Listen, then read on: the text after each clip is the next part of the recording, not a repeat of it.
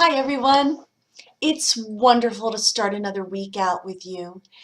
And the word vision caused me to do a lot of thinking this week. And I actually had some moments where my head almost wanted to pop off because for 54 years I have been plodding along a path fueled by a vision that perhaps was rooted in a lack of self-worth.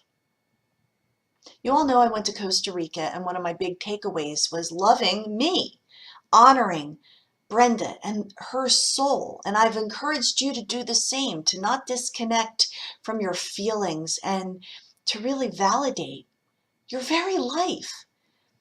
I spent way too many years looking for other people to validate me and fell into some pretty toxic situations because I was thinking that my alliances would validate me. And now I'm in this healthy place of saying, you know what? I'm good. I love me. And that's not the end. That's actually the beginning. The beginning of this love story that we're all supposed to have with ourselves.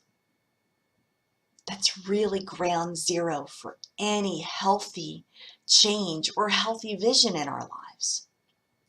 So I took a step back and I thought, wow, all of my desires to accomplish certain things and attain certain goals and leave a legacy and, pretty lofty stuff all these years,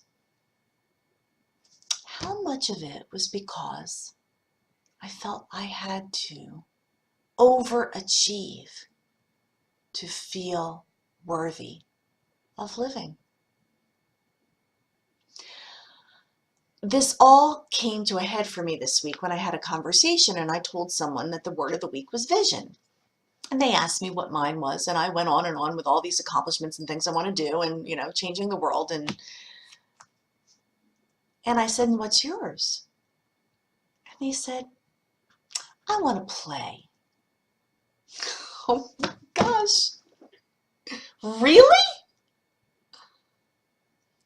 There was a time when I would have heard that and judged it as completely irresponsible. But this time it tickled something on the inside of me and I thought, really? Your vision is to play, meaning have fun and enjoy this life like it's a playground. I'm not there yet. But just being able to consider a new vision of what life should be based on a healthy self-awareness, self-respect, self-love opens up the possibilities that maybe we don't have to work so hard to be something or do something because we already are.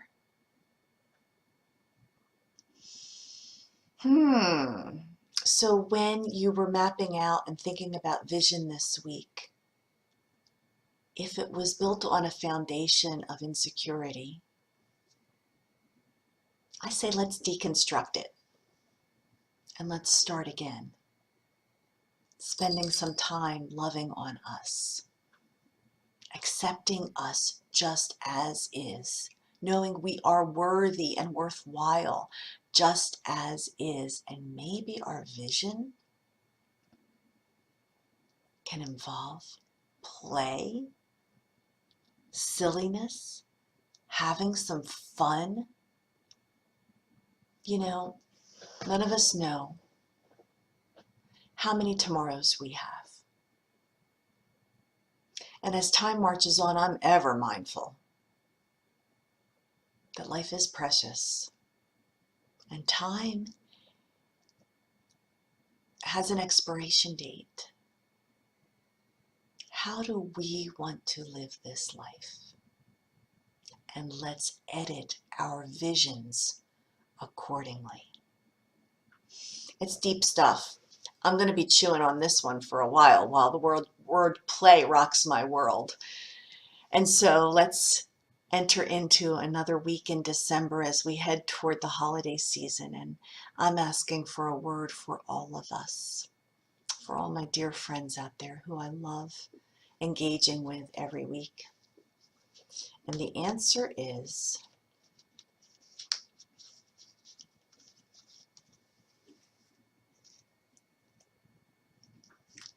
resilience.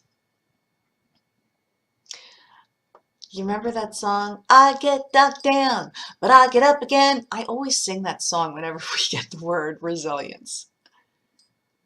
It means it's a week not to give up.